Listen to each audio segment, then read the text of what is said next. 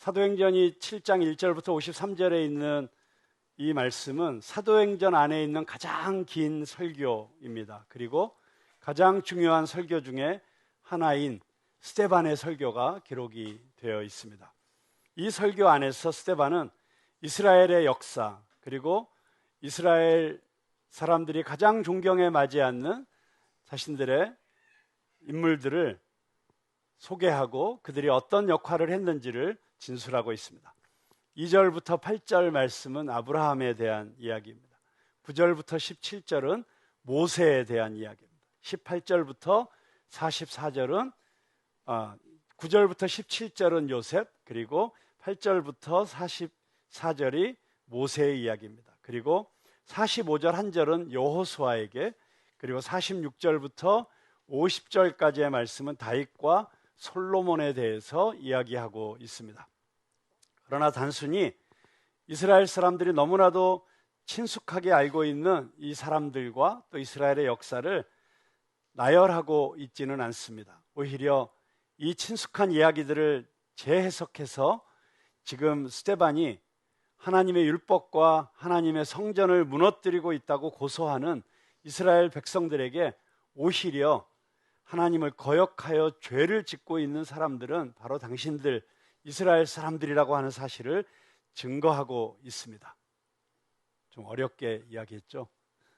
네, 그런데 이제 오히려 여러분들이 쉽게 이 역사적 현장 속으로 들어가서 스데반의 이야기를 들어볼 수 있도록 세 분의 스데반을 이 자리에 초청하려고 합니다. 정 스데반, 이 스데반, 류 스데반, 세 분의 스데반들이 나오셔서 오늘 이 성경 말씀 속에 있는 이야기들을 여러분들이 생생하게 들으실 수 있도록 증언해 주실 것입니다. 우리 정 스데반 설교자를 모시도록 하겠습니다. 자, 오늘 여러분들에게 우리들이 특별한 하나님의 이야기를 좀 해주려고 해요. 근데 하나님의 이야기를 들으려면 우리 어떻게 해야 될까요? 항상 하는 대로 어깨 쭉 펴고 우리 마음과 몸이 준비돼야 되겠죠? 자, 예쁜 두 손은 어디로 갈까요? 예쁜 두 손은 우리 성도님들도 같이 무릎에 얹어주세요.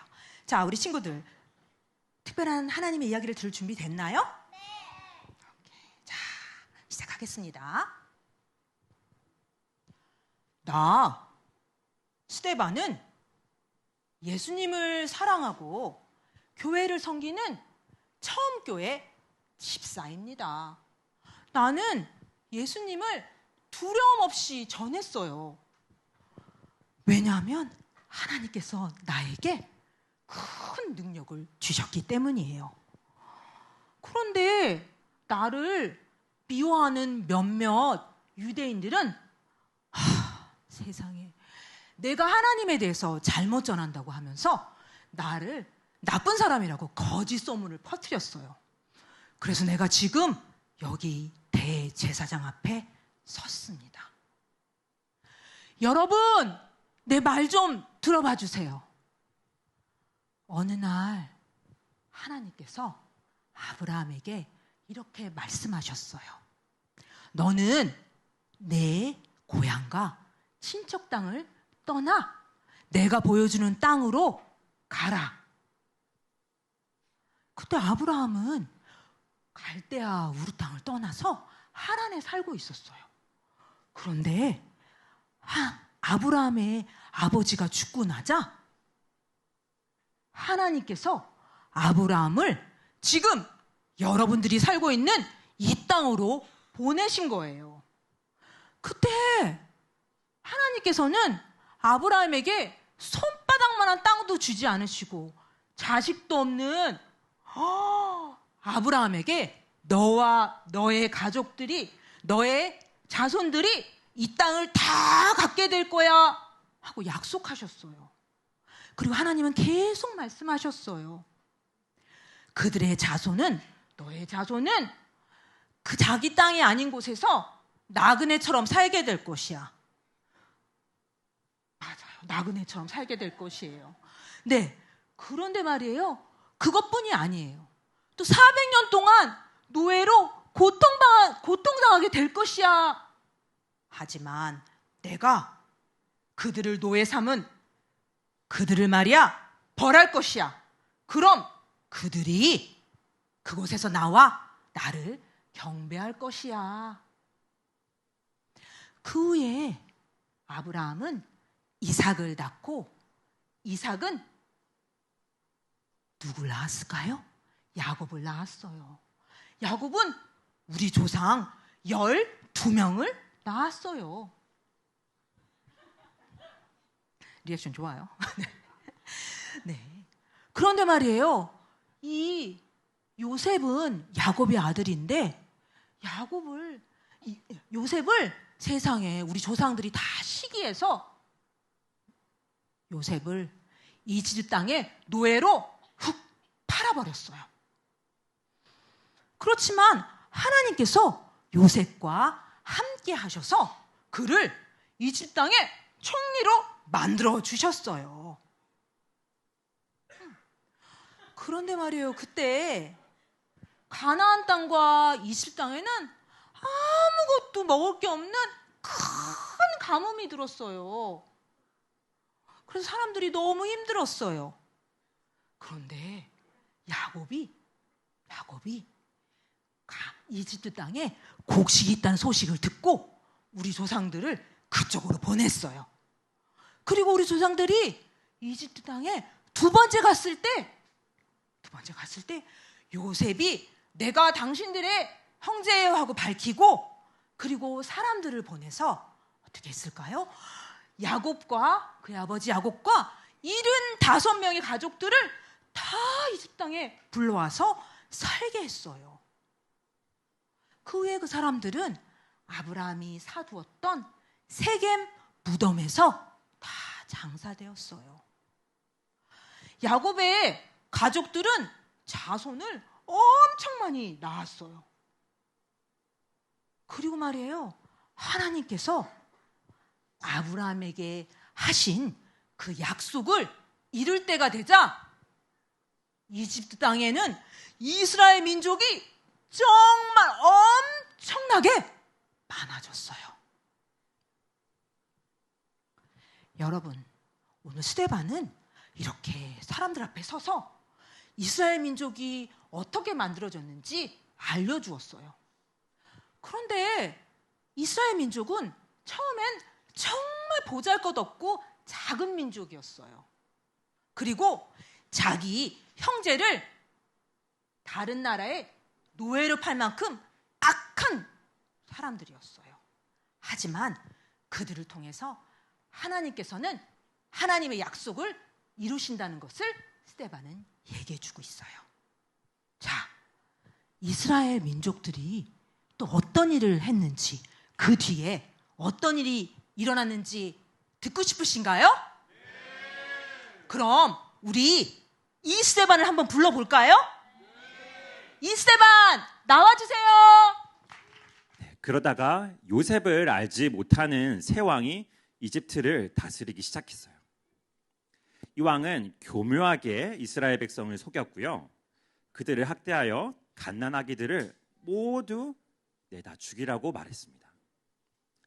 이 시기에 바로 모세가 태어났어요. 모세는 평범한 아기가 아니었어요. 자, 우리 사도행전 7장 20절을 우리말 성경으로 보면은 모세에 대해서 이렇게 말하고 있습니다. 이때 모세가 태어났는데 그는 하나님 보시기에 남달리 아름다웠습니다. 아기가 남달리 아름다웠으면은 어느 정도일까요? 개역개정 성경에는 이 표현을 잘생겼다라고 표현하고 있어요. 우리 푸른 나무 교회에도 잘생긴 분들이 몇 분 계십니다. 그리고 예쁜 분들도 몇 분 계세요. 우리 푸른 나무 교회 다 아시는 것처럼 미녀 가수분들이 몇 분 계시죠? 자, 이 모세는요, 이 부모님이 석 달을 숨어서 길렀지만 어쩔 수 없이 갈대 상자에 담아 내다 버릴 수밖에 없었어요. 그런데 여러분, 이 모세가 알고 보니까 이스라엘에만 먹히는 얼굴이 아니었나 봐요. 자, 파라오의 딸도 모세를 보고 뿅 하고 반했어요. 이렇게 잘생겼다니. 자, 그래서 그 파라오의 딸이 모세를 데려다가 왕궁에서 왕자로 기르게 됩니다. 그렇게 40년 동안 이집트의 왕궁 대학을 다니면서 열심히 공부하고 운동도 열심히 한 모세는 어느 날 갑자기 자신의 이스라엘 동족들을 구해야겠다는 마음이 들었어요. 그래서 어느 날 길가에서 억울한 일을 당하고 있는 이스라엘 민족들을 변호해 주다가 실수로 이집트 사람을 꿍 하고 때렸는데 그 사람이 죽고 말았어요. 모세는 내가 이렇게까지 우리 민족을 사랑하는 거를 다른 분들이 이제 알았겠지. 나를 통해 하나님이 우리 민족을 구원하실 거야. 이렇게 생각했어요. 하지만 길가에서 어느 날 자신과 같은 이스라엘 사람들을 만나는데 그 사람들이 싸우고 있었던 거예요. 그래서 가서 모세가 나는 하나님이 나를 통해서 이집트를 우리 민족을 구원할 사람이니까 가서 또 착한 일을 해야지 라고 다가갔는데 여러분 싸우지 마세요 라고 하니까 그 사람이 뭐라고 했는지 알아요? 아니 너는 그때 보니까 이집트 사람을 죽이더니 나도 이제 때려서 죽이려고 그래? 이렇게 말했어요. 모세는 갑자기 너무 무서웠어요. 내가 사람을 죽인 게 다 소문이 났구나. 어떻게 하지? 하고 광야로 쪼리리리를 도망갔어요. 그리고 그 미디안 광야에서 40년을 더 보냅니다. 그렇게 도망간 모세가 80세 할아버지가 되었던 광야에서의 어느 날이었습니다. 영상 주세요.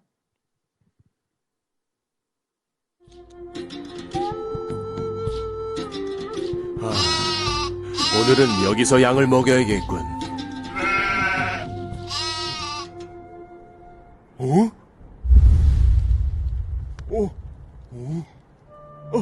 아니, 이럴 수가. 모세야.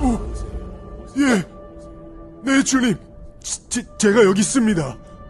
더 이상 가까이 오지 마라. 내 발에서 신을 벗어라. 네가 서 있는 곳은 거룩한 곳이다. 주님. 하나님은 모세를 부르셨어요. 하나님은 모세에게 애굽으로 돌아가 이스라엘을 애굽에게서 구원하라고 하셨어요.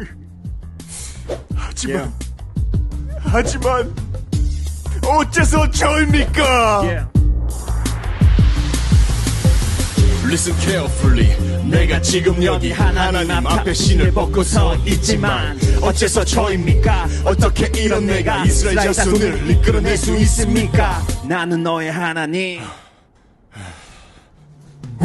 나는 너의 하나님. 이건 정말 진짜임. 내 백성을 애굽에서 이끌었네. 바로 이 산 호렙에서 예배해. 이것이 너를 보낸 증거가 될 테니. 오 마이 갓. 그걸 누가 압니까? 누가 믿어줍니까? 나를 보낸 이가 누군지 그 이름이 무언지 물으면 뭐라 말을 합니까? 나는 스스로 있는 자 아브라함 아이삭 야곱의 하나님. 그가 너희를 보았고 너희 고통을 들었다. 이제 약속의 땅으로 인도하신다 전하라. 그가 보냈다 말하라. 지금 내 꼴을 보세요. 무슨 근거로 말해요? 지금 내 앞에 여호와 당신을 누가 믿어요? 고집불통 모세야. 오늘 내가 밤새야. 네가 내 말을 듣겠냐? 네 손에 있는 게 무엇냐? 내 손에 든 건 지팡이. 바닥에 빨리 던져라. 지팡이가 뱀이 됐네? 뱀의 꼬리를 빨리 다시 잡아라 모세. 놀라워라. 다시 지팡이가 됐네. 말을 차차차 하지 못합니다. 심하게 더듬는 것도 아시잖아요. 너에게 입을 주고 말하게 하는 자는 나. 그래 이제 가라 go 모세 go here we go. 이제 가야 한다고. go back go back. 주님 나의 고백 제발 들으시고 그 일 할 만한 다른 사람을 보내주옵소서. 하나님께서 보내신 이 모세는 이스라엘 백성이 누가 당신을 우리의 지도자와 재판관으로 세웠어? 라고 하면서 저버린 바로 그 모세입니다. 하나님께서는 떨기나무 가운데 그에게 천사를 통하여서 당신을 보여주셨고 그를 다시 부르셨습니다. 모세는 백성들을 이집트에서 끌어냈고요. 홍해에서 그리고 40년 동안 광야에서 많은 기적과 표적을 행하였습니다. 푸른나무 교회의 어린이 여러분, 이 사람 모세는 성경에서 말하기를 아기 때에 하나님 보시기에 남달리 아름다웠다고 해요. 하나님께서 이 아기를 아기 때부터 특별하게 불러서 세우셨습니다. 아기 모세는 아직 아무것도 하지 않은 사람이었어요. 하지만 이미 특별했습니다. 그 아기 모세는 이집트 왕이 이스라엘 아기들을 모두 죽이라고 했던 그 시점에 태어났어요. 하지만 그런 것도 하나님께는 아무 문제가 되지 않았습니다.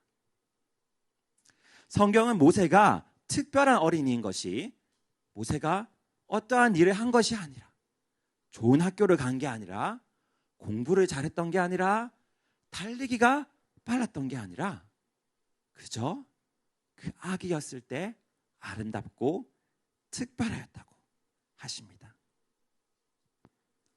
그런 모세가 그 사실을 잊고 있을 때 하나님은 그 자신이 직접 나타나셔서 하나님 자기 자신의 아름다움을 떨기나무에서 보여주셨고요.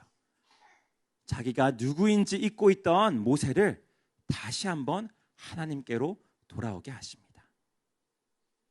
우리 푸른나무 교회 어린이 여러분, 여러분들은 아기 모세와 같이 아무것도 하지 않은 아기 시절부터도 아름다운 하나님의 자녀들이었습니다. 혹시 그 사실을 잊고 어딘가로 도망쳐 계시다면 지금 오늘 이 하나님의 부르심을 통해서 자기 자신이 정말 누구였는지 다시 한번 깨달으시기 바랍니다. 이후에 다윗의 장막에 대한 이야기는 우리 유수대반을 통해서 이어 들어보기로 해요. 여러분들에게 기쁜 소식을 전해드리면 참 좋겠지만 저는 여러분들에게 조금은 불편할 수 있는 이야기를 해야 할 것 같습니다. 왜냐? 전 스데반이기 때문입니다. 저는 다윗의 장막이 세워진 이후에 일어났던, 왕정시대에 일어났던 하나님의 마음을 아프게 했던 수많은 사건들에 대해서 지금부터 증언하고자 합니다. 다윗은 하나님의 은총을 받은 사람으로서 야곱의 자손을 위하여 하나님의 거처 성전을 짓게 해달라고 하나님께 간구했습니다. 그러나 하나님께서는 그가 피를 많이 흘린 이유로 하나님의 집을 짓는 것을 부탁해 하셨고, 대신 하나님의 성전을 지은 것은 그의 아들 솔로몬이었습니다. 하지만 여러분 모두가 알다시피 지극히 높으신 하나님께서는 예언자가 말씀한 바와 같이 사람의 손으로 지은 건물에 사는 분이 아닙니다. 말씀입니다. 나 주가 말한다. 하늘은 나의 보좌요, 땅은 나의 발판이다. 너희가 나를 위하여 어떤 집을 지어주겠으며 내가 쉴 만한 곳이 어디냐. 이 모든 것이 다 내 손으로 만든 것이 아니냐. 사람들은 마치 하나님께서 성전 안에만 갇혀 계신 것 같은 분으로 착각할 때가 너무 많습니다. 여러분들의 조상들도 그랬고요. 그러나 예언자들의 말씀과 같이, 하나님의 말씀과 같이 하나님은 성전 안에만 갇혀 계신 분이 아닙니다. 온 우주의 왕이신 하나님께서 어떻게 그 좁은 성전에 갇혀 있을 수 있겠습니까? 하나님이 이스라엘에게 원하셨던 것은 성전을 세우는 것이, 그리고 거창하고 화려하고 아름다운 것들로 도배가 돼 있는 제사를 드리는 것이 아니었습니다. 하나님은 하나님의 백성에게 당신을 아는 것을 요구하셨습니다. 하나님이 백성들에게 가장 원하셨던 것은 하나님의 백성이 하나님의 그의 왕 하나님과 함께 영원한 사랑의 사귐을 누리는 것이었습니다. 그들의 왕이신 하나님의 사랑을 날마다 누리고 하나님을 사랑하고 이웃을 온전히 사랑하는 율법의 삶을 완성하는 것이었습니다. 하나님께서는 그것을 원하셨습니다. 그런데 이스라엘의 조상은 어땠습니까? 화려함에 속아 가장 중요한 가치를 잃어버리지는 않았습니까? 고아와 과부를 위하여 정의를 행하시고 나그네를 사랑하여 그에게 떡과 옷을 주시는 하나님의 사랑은 어디 있었습니까?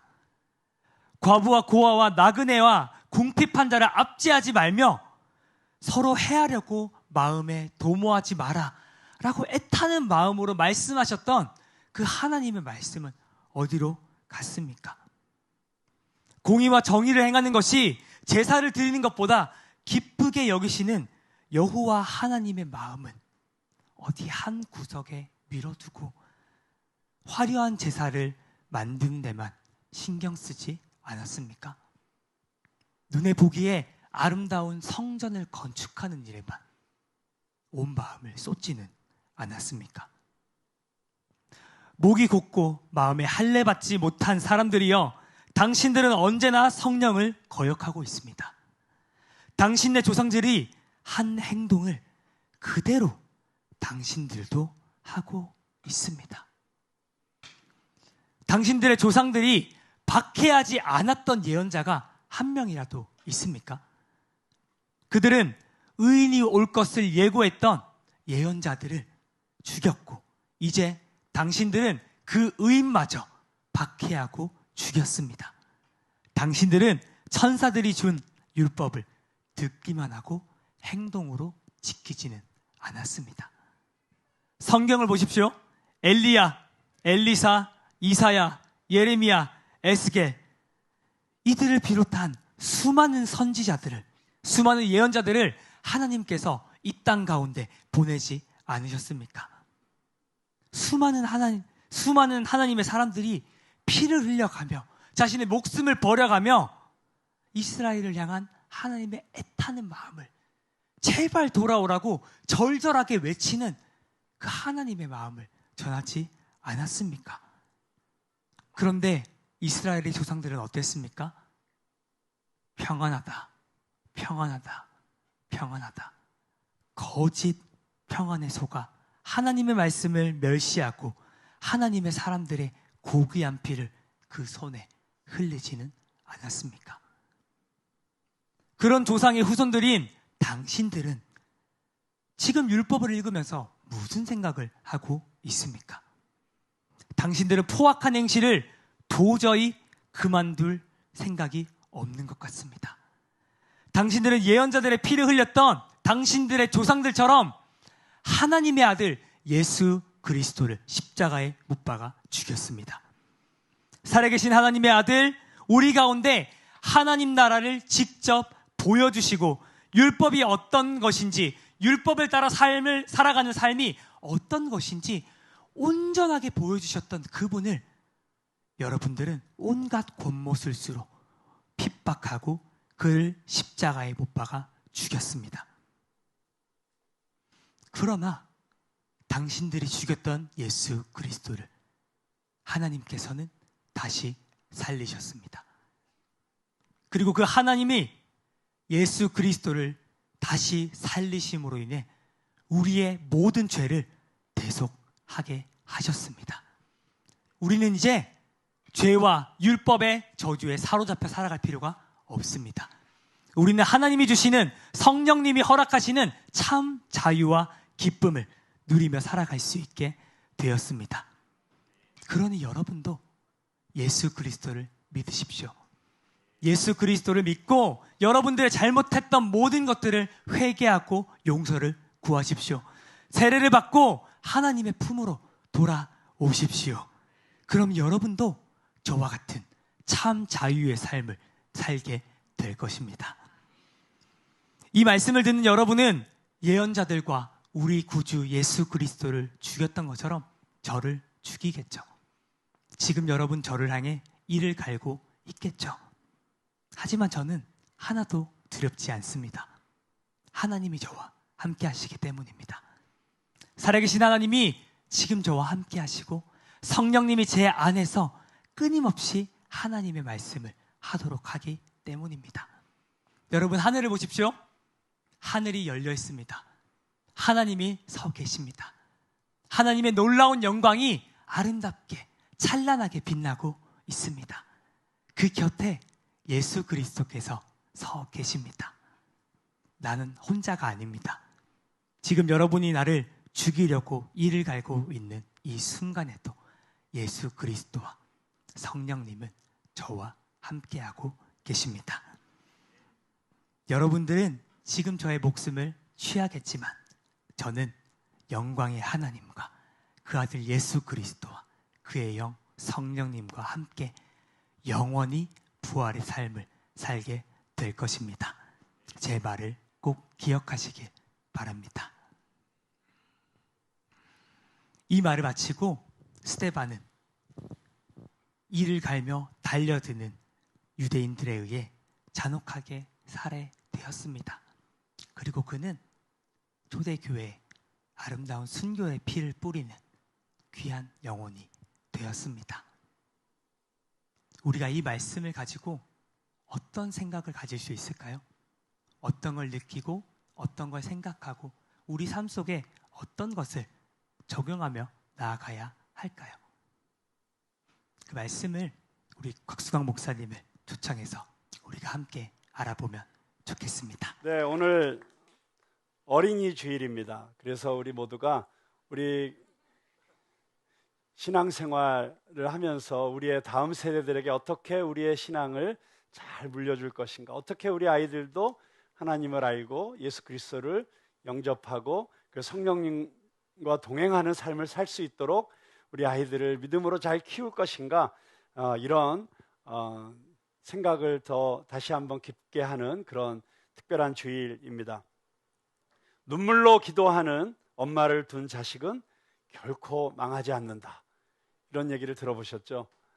네, 우리가 너무나 자주 듣던 말입니다. 기도해 주는 것이야말로 우리가 자녀들에게 줄 수 있는 가장 큰 선물입니다. 그래서 오늘 제 말씀을 마치면서 오늘 이 자리에 있는 우리의 다음 세대들을 위해서 우리가 함께 축복하는 기도를 하는 시간을 가지려고 합니다. 자, 그런데 기도해 주는 것 참 중요합니다. 아마 이 자리에 계신 부모님들은 자기 자녀들을 위한 기도를 하루도 빠지지 않고 하실 것입니다. 그런데 자녀들을 위해서 기도할 때 어떤 기도를 드리십니까?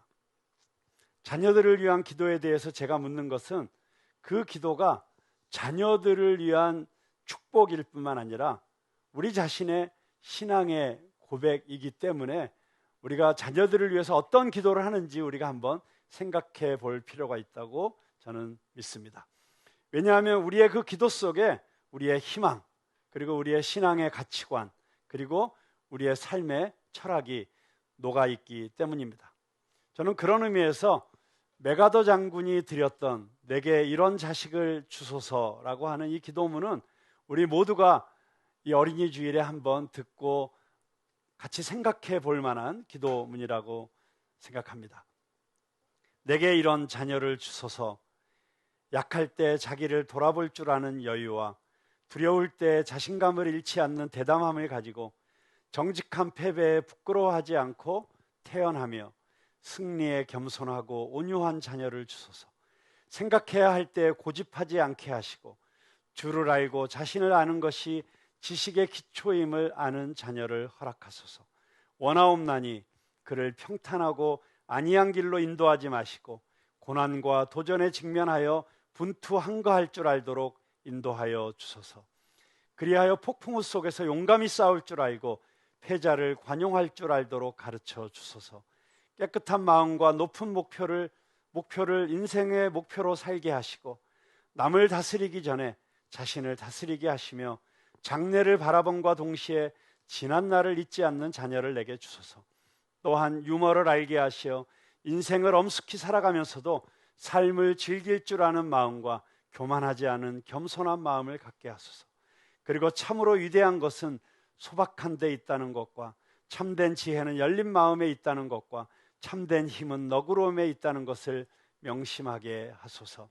그리하여 훗날에 아비된 저도 헛된 인생을 살지 않았노라고 나직이 속삭이게 하소서. 이 자리에 계신 아버지, 어머니들은 각자 자기 나름대로 내게 이런 자식을 주소서, 이런 기도문을 만들어 보면 좋을 것 같습니다. 훗날에 여러분의 자녀들이 우리 아빠가, 우리 엄마가 나를 위해서 이렇게 기도하셨어 라고 돌이켜 생각하면서, 그런데 내 인생을 돌이켜 보니까 우리 부모님이 나를 위해서 기도해 주셨던 바로 그 기도대로 내가 산 것 같아, 이렇게 고백할 수 있다면 그 자녀들의 삶이 얼마나 놀라운 축복의 삶이 되고, 또한 그런 자녀를 둔 여러분의 삶이 얼마나 메가더의 기도처럼 헛되지 않은 인생이었다고, 정말 보람 있는 인생이었다고 이렇게 고백할 수 있겠습니까? 혹시 아직 결혼을 안 하셨거나 자녀가 없으신 분들은 믿음 안에서 자녀된 우리의 다음 세대를 위한 기도문을 만들어 보셔도 좋을 것 같습니다. 그리고 결혼하지 않은 싱글들은 지금부터 결혼하게 되면 이런 자녀를 주십시오라는 기도문을 한번 만들어 보세요. 그 기도문을 읽다 보면 갑자기 빨리 결혼하고 싶어질 거라고 생각이 됩니다.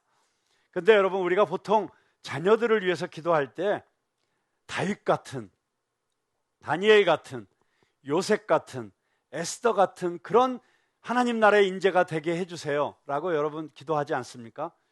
근데 보니까 다윗, 다니엘, 요셉, 에스더 최소한 국무총리네요. 왕이나 왕비든지요. 그런데 여러분, 혹시 기도하면서 우리 아들이, 우리 딸이 스데반 같은 믿음의 사람이 되게 해주세요, 이렇게 혹시 기도해 보신 적이 있으신가요? 아마 많지 않을 것 같아요. 왜냐하면 스데반은 석사잖아요. 최소한 박사가 돼야 되는데. 석사가 뭐냐고요? 돌에 맞아 죽은 사람이 석사죠. 그럼 박사는 뭐 밖에 나가서 뭐 이런 아재 개그를 해보았습니다만. 자, 그런데 스데반처럼 아무리 믿음이 좋다고 해도 돌에 맞아서 비참하게 죽는 그런 삶을 우리 자식이 사는 건 원치 않아. 우리는 열심히 선교사님들을 위해서 기도하고 선교 헌금도 하지만 우리 자식은 선교사로 가는 건 아직은 글쎄요 라고 생각하는 부모님들도 많으신 것 같아요. 그런데 오늘 저는 스데반이야말로 이 시대에 이렇게 믿음의 가치관이 흔들리고 교회가 공격을 받고 세상의 조롱거리가 되어 있는 이런 세상 속에서 정말 우리의 자녀들이 이렇게 자라게 해주세요라고 기도해야 될 정말 진정한 우리의 믿음의 모델이라고 생각을 합니다. 왜 그럴까요? 저는 첫째, 스데반은 말씀의 사람이었다라고 생각합니다. 오늘 이 7장 한 절의 말씀 속에서 우리는 스데반이 얼마나 하나님의 말씀과 율법을 열심히 공부했던 사람인지를 볼 수가 있습니다. 그가 이 자기를 죽이려고 덤벼드는 사람들 앞에서 담대하게 입을 열 때, 여러분, 이런 위급한 순간에 내가 논문 쓴 거 읽을 수 없습니다. 정말 그것이 내 안에 꽉 차 있는 것이 터져 나오게 되어 있죠. 그런데 그는 시작부터 아브라함의 이야기로부터 시작을 해서 모든 선지자들의 이야기로 끝을 맺습니다. 그리고 그 결론으로 자신에게 생명의 말씀을 전해주었던 예수님의 복음을 증거하고 있습니다. 그의 안에는 말씀이 가득 차 있었습니다. 정말 이 위급한 순간에 그가 얼마나 정교하게, 그리고 얼마나 논리적으로 성경 말씀 전체를 꿰어서 이야기하고 있는지 깜짝 놀랄 지경입니다. 석사가 아니라 신학 박사였던 것 같습니다. 그런데 스데반처럼 우리도 이렇게 말씀에 충만한 사람들이 되기를 소망합니다. 여러분, 우리 그리스도인들이 이 세상을 승리할 수 있는 비결은 하나님의 말씀이 우리 안에 있는 것입니다. 그래서 우리 전도사님들이, 선생님들이 이렇게 우리 아이들에게, 때론 아이들이 딴짓하는 것 같고 딴 데 보고 있는 것 같아도 열심히 말씀을 전하고 있는 것입니다. 여러분, 그런데 놀라운 사실은 우리 아이들 아까 이렇게 앉아있는데 막 딴 데 보고 그래서 웃으셨죠? 근데 우리 아이들은 안 듣는 것 같아도 다 듣습니다. 어른들은 열심히 듣는 것 같아도 아무것도 안 들었을 때가 많습니다. 우리 아이들처럼 안 듣는 것 같아도 그러나 열심히 들으면서 하나님의 말씀을 듣고 읽고 성경을 통독하고 성경을 공부해서 우리가 스데반과 같이 승리하는 믿음의 사람들이 다 될 수 있기를 주님의 이름으로 축복합니다. 말씀은 우리의 삶을 변화시킬 수 있습니다. 말씀은 우리의 삶을 강하게 할 수 있습니다. 말씀은 우리에게 필요한 능력을 줍니다. 여러분, 그래서 19세기에 미국의 각 영역에서 가장 위대한 위인으로 칭송을 받는 사람들의 놀라운 특징이 있었습니다. 19세기에 가장 위대한 미국의 정치가를 우리는 아브라함 링컨이라고 합니다. 19세기에 미국의 가장 위대한 기업가가 바로 백화점의 왕이라고 하는 존 워너메이커였습니다. 19세기의 가장 위대한 미국의 종교 지도자는 D.L. 무디였습니다. 세 사람의 특징이 뭔지 아세요? 세 사람이 다 학력이 초등학교입니다. 그런데 그들을 후대의 사람들은 뭐라고 불렀습니까? 성경이 만든 사람이라고 했습니다. 성경이 만든 사람. 그들은 좋은 학교를 다니지도 못했고 어떤 좋은 백그라운드를 가지지도 않았지만 그들은 어려운 환경 속에서도 열심히 성경을 읽었고 그 성경이 그들의 생각을 키워주었습니다. 그들을 큰 그릇으로 만들어 주었습니다. 그들이 역사를 볼 수 있는 눈을 주었습니다. 역사를 해석할 수 있는 눈을 주었습니다. 여러분, 그렇습니다. 성경을 열심히 읽는 사람들은 자신의 배경과 상관없이, 학력과 상관없이, 자신의 어떤 재능과 상관없이 그들은 하나님이 만들어주시는 놀라운 큰 그릇이 되는 줄로 믿습니다. 우리의 자녀들이 그렇게 믿음의 큰 그릇들이 되어서 하나님의 은혜를 부어주실 때 그 은혜를 다 받을 수 있는 그런 인물들이 되기를 주님의 이름으로 축복합니다. 그런데 우리가 스데반을 보면서 스데반이 우리의 이 시대의 믿음의 모델이라고 생각하는 이유는 그가 단지 성경의 지식이 많았기 때문은 아니었습니다. 여러분, 성경은 지식을 쌓기 위해서 공부하는 것이 아닙니다. 성경을 통해서 우리는 하나님을 만나야 됩니다. 성경 속에서 일하시고 계시는 하나님을 경험할 수 있어야 됩니다. 여러분, 하나님을 만나지 못한 채 성경을 아무리 많이 읽어도 그 성경은 우리의 삶을 변화시키지 못합니다. 성경의 저자이신 성령님께서 우리 안에 역사하셔서 성경을 볼 때 그 성경 속에서 하나님은 지금 무엇을 하고 계시는지, 그리고 지금 나에게 어떤 말씀을 하고 계시는지를 우리는 들을 수 있어야 됩니다. 그럴 때 그 말씀이 우리의 눈을 열어줍니다. 그런데 여러분 보세요. 지금 스데반을 죽이려고 미워하고 복수심에, 증오심에 가득 차 있는 사람들이 왜 스데반을 미워합니까? 그들은 성경 박사들이었습니다. 누구보다도 성경을 많이 아는 사람들이었습니다. 그런데 자기 생각에 갇혀 있었기 때문에 성경을 하나의 지식으로 또는 영적인 자기 자랑으로, 자기 의로 읽었기 때문에 그 성경이 그들의 영적인 눈을 열어주지 못했습니다. 그래서 오히려 역사하시는 하나님의 일을 방해하는 사람들이 되었습니다. 예수 그리스도를 십자가에 매다는 사람들이 되었습니다. 성경을 읽을 뿐만 아니라 그 성경 안에서 살아 역사하시는 하나님을 만나야 됩니다. 그래서 스데반의 설교를 살펴보면 당신들의 잘못이 무엇인지 아십니까? 당신들은 당신들의 영적인 뿌리가 무엇인지 착각하고 있습니다. 여러분이 육신적으로 아브라함의 후손이라는 사실이 여러분의 구원을 보장해 줄 수 없습니다. 여러분이 성전에 가서 제사를 드리는 것이 여러분의 구원을 보장해 줄 수 없습니다. 그것이 여러분의 형식적인 종교 생활이 여러분의 구원을 보장해 줄 수 없습니다. 여러분을 자유케 할 수 없습니다. 진정한 자유는 말씀이 육신이 되어서 오신 예수 그리스도를 만날 때만 가능한 것입니다. 아브라함에게 역사하셨던 하나님은 당신의 사랑과 은혜를 베풀어 주셨습니다. 그런데 그 사랑과 은혜를 경험하지 못하면 여러분이 육신적으로 아무리 아브라함의 후손이라고 해도 그것이 여러분들을 구원할 수 없습니다. 하나님의 영광이 성전에 임했습니다. 하나님의 영광이 임한 곳은 성전입니다.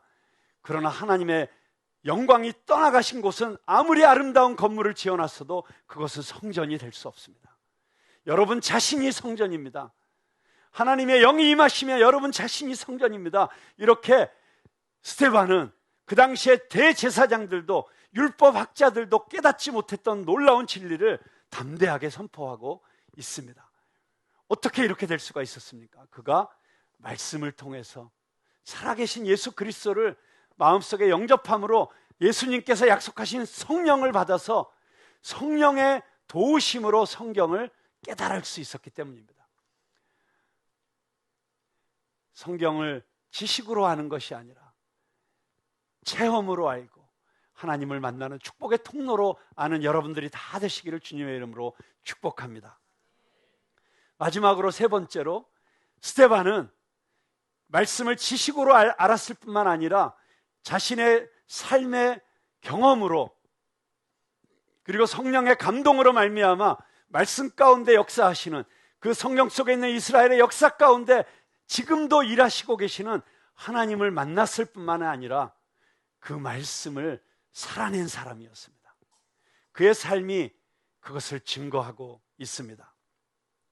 그의 삶의 결론은 순교였습니다. 우리는 순교적 신앙이라는 말을 합니다. 근데 여러분, 우리가 스데반을 본받아야 된다는 것은 그러면 우리가 지금도 예수 믿는 사람들을 잡아 죽이는 선교지로 가서 그곳에 가서 순교를 당해야만 된다는 말일까요? 아마 하나님은 우리 모두를 그런 순교자로 부르지는 않으셨을 것입니다. 그러나 로마서 12장 1절에 있는 말씀처럼 하나님은 우리 모두를 산 제물로 부르셨습니다. Living sacrifice. 로마서 12장 1절의 말씀입니다. 그러므로 형제들아, 내가 하나님의 모든 자비하심으로 너희를 권하노니 너희 몸을 하나님이 기뻐하시는 거룩한 산 제물로 드리라. 이는 너희가 드릴 영적 예배니라. 어떤 면에서는 예수 그리스도를 위해서 매일매일 살아가는 것이 그리스도를 위해서 단번에 죽는 것보다 더 어려울 수 있습니다. 그러나 우리가 그분을 위해서 매일매일 살아간다면 하나님께서 부르실 때 우리는 그분을 위해서 내 생명도 드릴 수 있는 그런 그리스도인으로 준비될 수 있을 것입니다. 1948년에 아우카 인디언들에게 순교를 당한 짐 엘리어트라고 하는 그 유명한 선교사가 쓴 일기에 이런 글이 써 있습니다. I seek not a long life, but a full one like you, Lord Jesus. 오 주 예수님, 나는 긴 삶을 주님께 구하지 않습니다. 그러나 당신이 살았던 것처럼 충만한 삶을 살기로 합니다. 예수 그리스도의 삶은 겨우 33년 동안의 짧은 삶이었습니다. 그러나 그 삶은 충만한 삶이었고 완성된 삶이었습니다. 우리가 매일매일 우리의 삶을 예수 그리스도를 위해서 드리는 산 제물로 드리는 삶을 살아갈 때 우리는 스데반처럼 어떤 상황 속에서도 담대하게 복음을 전할 수 있고, 그리고 사람들에게 살아계신 예수 그리스도를 증거할 수 있고, 그리고 기꺼이 자신의 삶을 하나님의 나라와 예수 그리스도를 위해서 드릴 수 있는 이런 삶을 살아갈 수 있게 될 것입니다. 우리의 자녀들을, 우리의 청년들을, 그리고 우리 자신들도 스데반처럼 이렇게 말씀의 사람이 되고 그 말씀 속에서 살아계신 하나님을 만나고 그 살아계신 하나님과 동행하는 삶을 살다가 우리의 매일매일의 삶 가운데 십자가를 지고 내 삶을 산 제물로 드리는 가운데 주님께서 부르실 때 우리의 삶을 온전히 주님께 드릴 수 있는 저와 여러분이 다 될 수 있기를 주님의 이름으로 축복합니다. 오늘 말씀을 마치면서 구호를 한번 외치겠습니다. 저를 따라서 해주시겠습니다. 오른손을 드시고 주먹을 쥐으시고, 네, 이 구호는 우리가 열심히 선교를 하는 논산훈련소의 군인들이 예배를 시작할 때 외치는 구호입니다. 근데 이 짧은 구호 안에 오늘 어쩌면 스데반과 같은 용기 있는 그런 믿음의 용사들의 고백이 담겨 있다고 생각해서 오늘 우리 주일학교 어린이들과 함께 이 구호를 외치고 오늘 말씀을 마치려고 합니다. 찬양은 뜨겁게, 예배는 경건하게, 찬양은 뜨겁게, 예배는 경건하게, 재미를 넘어 감동으로, 감동을 넘어 복음으로, 복음의 핵심은 오직 예수 그리스도, One way Jesus Christ, One way Jesus Christ. 이제는 제가 외칠 때 여러분들이 One way Jesus Christ로 화답을 해주시면 됩니다. 우리를 위해서 십자가에 죽으신 분, 3일 만에 다시 사신 분, 오늘 우리의 예배를 받으시는 분, 우리의 기도를 들으시는 분, 우리 인생의 동반자, 우리의 영광을 받으실 분, One way, Jesus Christ. 할렐루야. 우리 주님께 감사와 영광의 박수 올려드리겠습니다.